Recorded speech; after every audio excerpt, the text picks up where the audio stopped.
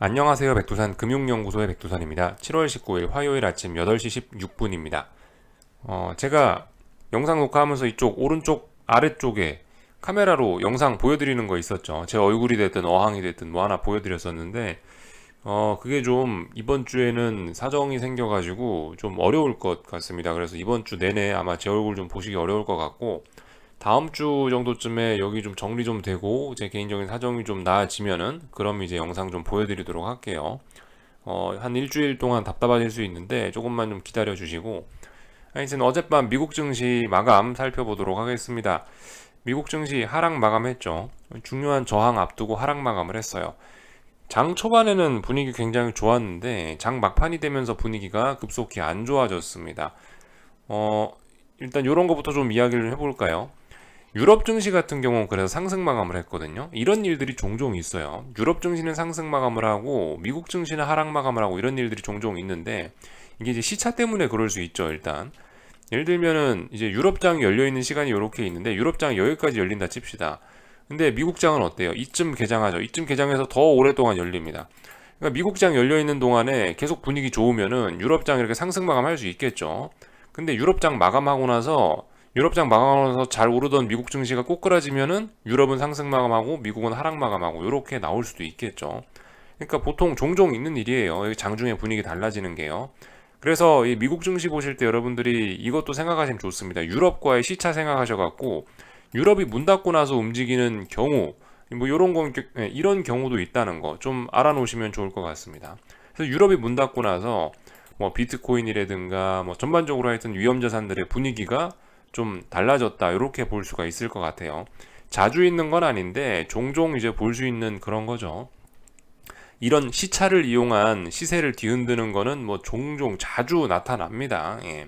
뭐 아시아장에서도 그런 모습들이 한 번씩 나타나기도 하고요. 예를 들면 아시아장 분위기 좋다가요. 유럽장 딱 개장하고 나면 유럽장부터 갑자기 분위기 안 좋아지는 그런 경우도 있고. 그러니까 이게 전 세계가 이 24시간 돌아가는 시장이기 때문에 어떤 뭐 유럽 개장, 뭐 유럽 폐장, 뭐 미국 증시 개장, 미국 증시 폐장, 아시아 증시 폐장, 뭐 이런 딱딱딱 시간적 이벤트에 따라서 시장의 흐름이 이 손바닥 뒤집듯 바뀔 수 있다라는 거, 이런 일들이 자주 일어난다라는 거 일단 말씀드리고 싶고요. 그게 중요한 게 아니죠, 이죠. 예. 뭐 어젯밤 미국 증시 하락을 그것만으로 설명을 하는 건 아닙니다. 이제 그런 것도 한 요인이 될 수 있다. 투기적인 측면에서 하나 말씀을 드린 거고, 어젯밤 미국 증시 일단 타이틀을 보면 이런 재료를 갖고 하락 마감을 했습니다. 기업의 실적 우려, 애플의 고용 축소로 인해서 뭐 미국 증시가 하락 마감을 했다. 아, 대표적으로 보니까 경기 침체 우려 속에 애플이 고용을 줄이겠다고 했는데 이 점이 시장에 악재로 작용했구나라고 일단 표면적으로 나와 있습니다. 이것도 훌륭한 하락의 이유인 것 같긴 한데요. 근데 제 생각엔 하나가 좀 더 있는 것 같아요. 어젯밤 같은 경우 이제 시티그룹하고 이 노무라에서 이 7월달 FOMC 전망을 했는데 7월달 금리를 얼마나 올릴 것이냐에 대한 전망 보고서를 내놨는데 여기서 이제 100bp 인상 이야기를 또 했다는 말입니다. 노무라가 100bp 인상 주장했고요. 시티가 100bp 인상을 이거를 주장을 했어요. 골드만 같은 경우는 75bp로서 연준의 입장과 지금 같은 보고서를 냈고요. 그러니까 여기서 100bp 인상 전망이 증권사에서 나오니까 이것 때문에 시장이 흔들렸다라고 볼 수도 있을 것 같아요. 물론 정확하게 보고서가 몇 시에 나왔냐를 따져보면은 뭐 약간 설명력이 떨어질 수도 있습니다만 저는 일단 개인적으로 이런 부분 이 금리 인상 전망이 이 100bp 나왔다라는 거 이런 것이 좀 어젯밤 시장에 진짜 악재가 아니었겠느냐라고 생각을 하고 있습니다. 제가 어제 아침 영상에서 말씀드렸던 점이 그게 있죠. 지난주에 증시가 바닥을 치고 단기 바닥 만들고 반등을 시도했다. 왜? 제가 봤을 땐 75bp 기준금리 인상하겠다고 했다가 100bp 인상하겠다고 했다가 다시 75bp로 돌아섰잖아요. 이 과정에서 100bp 인상한다고 했을 때 단기 바닥 만들었고 다시 75bp 인상한다고 했을 때 월러 이사 페드의 그 연준의 월러인가 윌러인가 그 이사가 있죠. 그 이사가 이야기하고 나서 증시가 좀 반등을 하기 시작했죠. 그러니까 전 지난주에 반등 이유를 이걸로 봐요. 긴축 우려 완화로 보고 있는데 근데 이제 말씀드렸다시피 월러 이사의 말 한마디로 이 긴축 우려가 완전히 사라진 건 아니겠죠. 이 방금 전에 보셨던 것처럼 노무라나 시티그룹 이 친구들도 증시 전망을 하는 나름 영향력 있는 곳들인데 이런 데서 100bp 인상 전망을 하니까 시장이 다시 흔들렸다. 저는 일단 개인적으로 요게 되게 설명력이 좀 있다라고 생각을 해요. 아무튼 근데 저의 의견이에요. 뭐 일부 어떤 뭐 기술 어떤 기업 분석을 훨씬 중요하게 보시는 분들은 실적이나 애플 고용 축소 이슈가 훨씬 중요하게 작용했다라고 말씀하실 수도 있겠죠. 예, 뭐 그렇게 말씀하는 분들도 계시겠죠. 틀린 이야기 아닙니다. 다만 이제 관점의 차이라고 생각해요. 저는 이제 긴축 이슈를 가지고 시장 전체를 이제 바라보는 사람이니까 긴축 이슈에 좀 집중해서 시장을 좀 해석을 해본 거고, 그죠? 반면에 뭐 기업 일반적으로 주식 매매하시는 분들은 애플과 저런 것들이 영향을 미쳤다라고 이야기할 수 있는 거겠죠. 관점의 차이일 뿐이라고 생각을 해요, 저는요. 자, 하여튼 그래서 하락 마감을 했습니다. 이제 기술적으로 네, 이제 어젯밤 미국 하락의 기술적인 이야기들을 좀 해볼까 하는데, 일단 중요한 저항을 앞두고 밀린 겁니다. 밀려야 될 자리에서 자연스럽게 밀린 거예요. 어, 분봉상으로도 보시면 일단 쌍고점 이런 거 좀 보이기도 하죠. 분봉상으로 쌍고점 보이기도 하고, 뭐 전형적으로 잘 빠졌습니다. 쌍고점 만들고 나서 고점 확인하고 나서 어딘가 저점 붕괴시키고 나서 흘러내리는 모습이 나타났고요. 분봉상 움직임이 중요한 게 아니고 일봉상 움직임들을 중요하게 보면 되겠죠. 그래서 3900이 저항임을 확인을 했습니다. 이 어젯밤에 윗꼬리가 좀 길게 달렸죠. 윗꼬리 위쪽으로 올랐다가 여기 저항이 있구나라고 생각하면서 밀렸습니다. 그러므로 인해서 우리가 잘 봐야 될 거는 뭐냐, 고점 자리를 잘 보시면 됩니다. 6월 28일 날 고점이 3950이었고 S&P가 7월 8일 고점이 3922였고요. 그리고 7월 18일 어제의 고점이 3909였습니다. 고점이 조금씩 낮아지고 있는 상황이에요.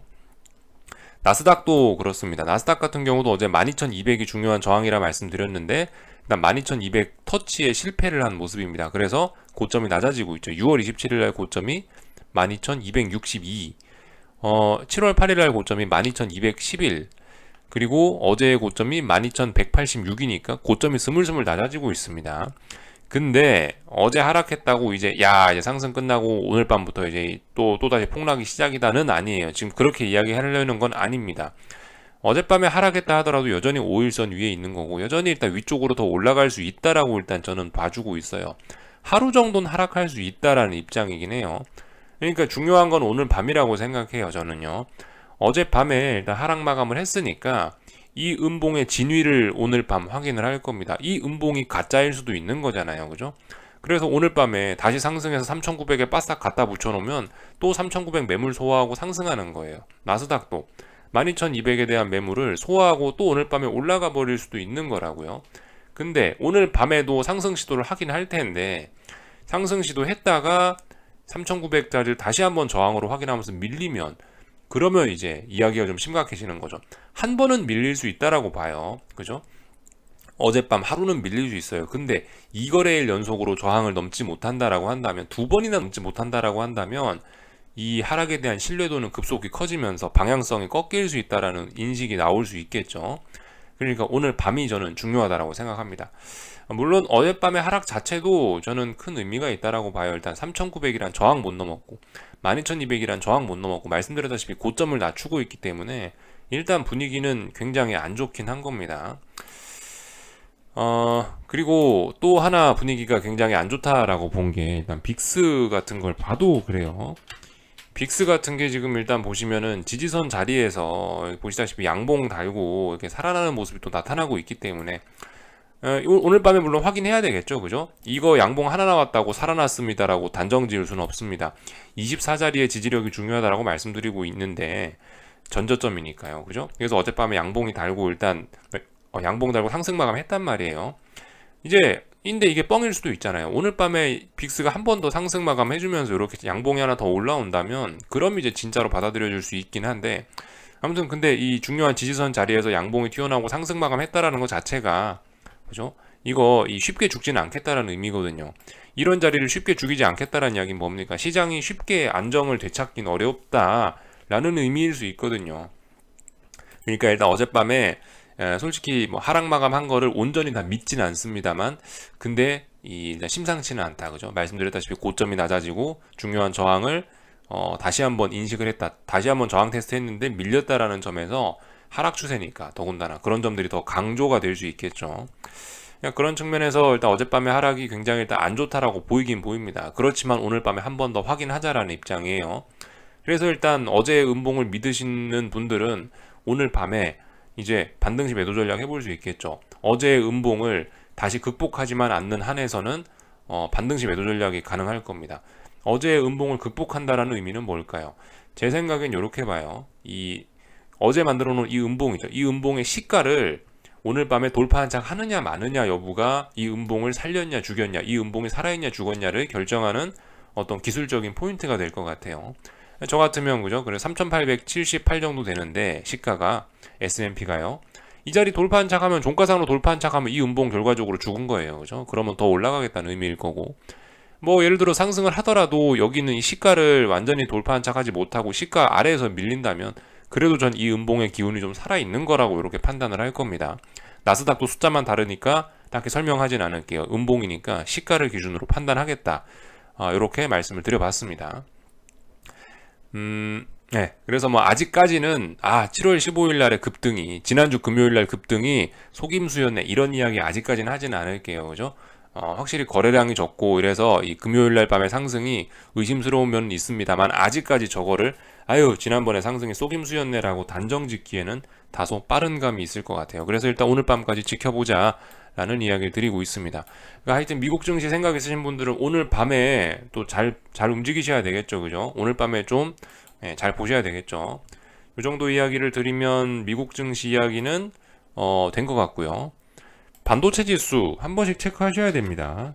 왜냐하면 요즘에 삼성전자하고 뭐 대만 증시하고 한국 증시하고 반도체 지수의 영향을 굉장히 특히 많이 받으니까 반도체 지수 같은 경우 어때요? 어젯밤에 그죠? 얘도 똑같이 미국 증시 양대 지수와 같이 S&P 나스닥 지수와 같이 중요한 저항 자리를 테스트했는데 결과적으로 얘도 저항을 인식을 했어요.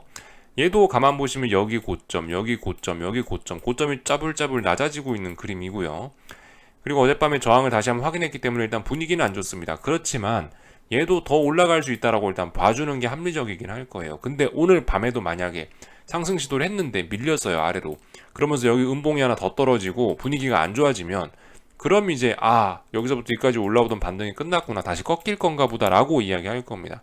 아직까지는 음봉이 나왔지만 이 음봉 진짜인지 알 수 없잖아요. 아래서부터 올라오던 이 흐름이 일시정지한 것일 수도 있잖아요. 그러니까 일단 지켜보자고요. 오늘 밤의 움직임이 그래서 중요할 것 같아요. 어제 하락의 진위를 가리겠죠. 진짜로 확인이 되면 강하게 움직일 수 있는 거고, 진짜로 확인이 안 되면 또다시 올라간다라고 생각하고 또다시 손가락 빨고 가만히 있으면 되겠죠. 이 정도 말씀을 드리면 일단 미국 증시는 얼추 다 본 것 같고요. 비트코인 같은 것도 그렇죠. 어젯밤에 이 장중에 세차게 오르다가 미국 증시, 유럽 증시 마감하고 나서 아마 밀리지 않았나 싶습니다. 그래서 꼬리가 살짝 달리긴 했죠. 하여튼 뭐 지가 올라봐야 근데 일단 하락 추세 중이고 여전히 답답한 박스권에 있으니까 뭐 비트코인이 좋다 이런 이야기는 일단 못 하겠고요. 하여튼 이런 모습들 전반적으로 살펴봤고 뭐 달러 인덱스하고 이런 것들 조정 나오고 있겠죠. 이런 점들 잘 보셔야 되겠습니다. 달러가 어젯밤에 급락하다가 아마 유럽 증시 문 닫고 나서 이렇게 아래 꼬리 달고 일부 반등을 좀 시도했을 거예요. 그죠?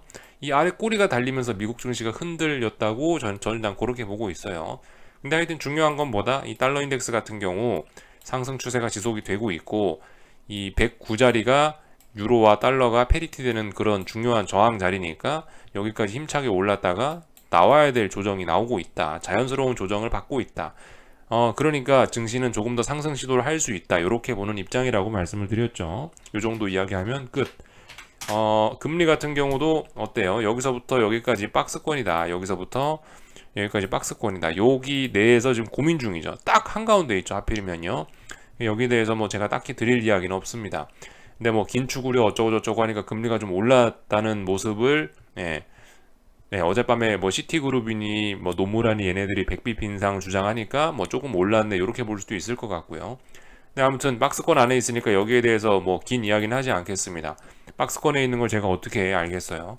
돌파 한착 하거나 붕괴되거나 하면은 이제 그럼 이야기를 할 겁니다. 아직까지는 뭐 이야기할 만한 단계가 아닌 것 같아요. 지금 주식시장은 뭘 보고 있어요? 지금 금융시장은 이 금리의 방향성보다 달러의 방향성에 훨씬 더 주목하고 있는 듯 합니다. 얘는 박스권이니까요. 그래서 미국 증시 요 정도까지 이야기를 했고, 나머지는 이제 다 봤죠. 예. 뭐 유럽 증시 같은 경우도 어젯밤 그랬다고요. 그러니까 이 미국장 마감하고 미국장 마감할 때쯤 아니 그러니까 유럽장 마감할 때쯤 이제 유럽 증시도 조금 밀린 거죠. 이 친구들 같은 경우도 중요한 저항 자리가 제가 봤을 때 여기 정도라고 보고 있습니다. 중요한 저항 자리를 아직까지 뭐 넘어서지 못하고 있죠. 하락 추세니까요, 그죠? 하락 추세니까 반등을 시도하는데 약하긴 합니다.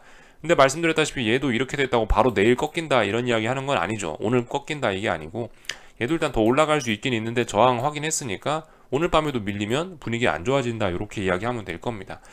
제가 이 자리를 중요한 그 저항으로 삼은 이유는 요 날의 종가이기 때문입니다.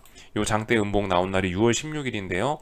6월 16일 날 종가가 제가 봤을 때는 어떤 의미 있는 자리이기 때문에 요 자리를 중요한 저항으로 잡아놨습니다. 요 정도 이야기를 드리면 될 것 같고요. 유가 같은 경우가 굉장히 전 재밌다라고 보는데 물론 유가가 어젯밤에 많이 급등을 했습니다. 급등을 한 5% 정도 급등을 해서 다시 101달러, 102달러 부근까지 올라왔는데요. 예, 뭐 그래봐야 박스권이니까 제가 여기다 대고 엄청나게 올랐네요. 호들갑 떨고 이러지는 않을 겁니다. 이 95달러가 아래쪽에 중요한 지지선이고 104달러가 중요한 저항이죠. 그래서 박스권이라고 말씀드리고 있는데 박스권 내에서 뭐 자기네들끼리 들었다 놨다 하는 거 있을 수 있으니까 박스권 내에서 움직이면 제가 이렇다 저렇다 이야기는 하지 않을 거고요. 아무튼간 일단 뭐 104달러를 넘어서거나 아니면 95달러를 붕괴시키거나 하면 이제 좀 본격적으로 떠들 건데 어젯밤 같은 경우는 재밌는 게 이 백악관에서 그런 이야기를 했죠. 사우디아라비아와 증산 협의를 했다. 원유 증산한다라고 그런 이야기를 했어요. 월요일 아침에 그 뉴스가 나왔단 말이에요. 주말에 나왔던가 하여튼 그 뉴스가 나왔어요. 근데 그럼에도 불구하고 일단 유가가 이렇게 올랐다라는 거. 요게 좀 일단 재밌는 점인 것 같습니다. 어떤 핑계를 대고 올랐냐라고 하면 여기 써 있죠. 바이든이 빈손으로 복귀했다. 어쩌고저쩌고 하면서요. 오펙 플러스가 계속해서 원유 공급을 통제할 것이며 원유 공급은 한 나라가 혼자 결정하는 것이 아니라는 분명한 메시지를 얻었다. 라고 하면서 유가가 올랐대요. 개인적으로 굉장히 재밌는 해석이라고 보는데 하여튼 뭐 지지선 부근에 와 있었으니까 올랐다. 저는 일단 뭐 이렇게 그냥 간단하게 볼랍니다. 이 선반영의 개념 이런 게 좀 재밌는 것 같긴 해요. 사실 이 선반영의 개념을 굳이 좀 어거진 것 같지만 적용시켜보자면 90달러까지 급락했을 때 이미 뭐 주말에 있었던 어떤 백악관과 사우디의 합의가 이미 반영됐다라고 볼 수도 있긴 할 것 같아요. 그죠? 그런 점들. 약간 선반영의 개념도 들어가고 해서 반등을 하지 않았나 싶긴 합니다. 그러니까 이런 점이 이게 투자가 정말 어렵고 재미난 점이지 않나 싶습니다. 뭐 증산 협의 났는데도 불구하고 상승하잖아요. 그죠? 하여튼 근데 상승해봐야 박스권이라는 거. 그러니까 아직까지 박스권 움직임에서 제가 뭐라 할 말은 없습니다. 하여튼 이번 주 내내 아마 치열하게 싸울 거예요. 그죠? 제가 중요하게 보는 거 국제유가와 미국 10년물 국채금리의 방향성을 중요하게 볼 겁니다. 중요하게 보는 이유가 뭐냐? 경기가 연착륙으로 갈 거냐 아니면 경착륙으로 갈 거냐를 이 시장이 결정하는 모습. 그죠? 그게 이제 유가와 금리를 통해서 나타날 거니까 이거 두 가지를 잘 보고 있다라고 말씀드리는데 얘네가 지금 박스권에서 방향성 모색 중이니까 일단 아직까지는 저도 머릿속을 생각을 비우고 가만히 지켜보고 있습니다. 하여튼 어젯밤에 이 증시 분위기가 뭐 그다지 뭐 나쁘지는 않았던 것 같아요. 보면 구리 같은 이런 위험 자산들도 일부 반등 시도하는 걸 보면요. 예. 일단 전반적으로 뭐 위험 자산들 분위기가 나쁘진 않습니다. 그죠? 이 달러가 그래도 좀 조정이 나오고 있으니까 그래도 어느 정도 좀 상승 압력은 좀 이번 주에 받긴 받을 것 같다는 생각이 들어요. 증시가요. 이번 주는 지금 그거죠. 그러니까 일단 어젯밤에 미국 증시가 주춤했으니까 한국 증시도 뭐 어디까지 반등을 할 수 있나 뭐 이런 거를 알아보는 한 주가 되지 않을까 싶습니다. 일단 이번 주는 아무래도 하방 압력보다는 일단 상승 압력이 증시 같은 경우는 상승 압력이 아무래도 좀 우세한 한 주가 되지 않을까 싶긴 해요. 어젯밤 하루 하락했다고 해서 오늘 한국 증시 대폭락한다 이렇게 생각하시면은 안 된다라는 거죠. 왜냐 여기 보시면은 일단 한국 증시 어땠어요? 아무튼간에 7월 15일부터 해서 18일 이렇게 2거래일 동안 올라오고 있잖아요. 반등세 나오고 있잖아요. 지난주에 하반 경직성 확인하고 반등 올라오고 있잖아요. 그죠? 이 반등 흐름이 미국 증시 하락 한 방으로 완전히 꺾일까요? 저는 일단 그렇지는 않다라고 보고 있거든요. 뭐든 이 지수나 어떤 이런 무거운 종목들, 시가총액 큰 종목들 같은 경우는 움직이는데 시간이 걸린다고요. 방향성이 상승하고 있다가 아래쪽으로 돌아서려면 한 2, 3거래일 정도 확인 과정을 거치고 저는 그런 시간이 필요하다라고 보는데, 일단 잘 올라오고 있으니까 일단 오늘도 한국 증시는 올라가려고 하긴 할 거예요. 만약 미국 증시가 미국 증시가 어젯밤에 이제 하락 마감을 했으니까 일단 오늘 한국 증시는 일단 개파락 출발할 가능성이 높긴 하겠죠. 근데 말씀드렸다시피 분봉을 켜보나 일봉을 보나 위쪽으로 단기적으로 올라가고 있잖아요. 올라가고 있는 와중에 만약 개파락 출발을 한다면은 저점 매수다 이러면서 주식 매수세나 하여튼 그 시장의 매수세가 유입될 가능성이 좀 일단 있을 것 같긴 해요. 물론 이런 이야기는 아주 일반적으로 그냥 제가 드릴 수 있는 이야기입니다.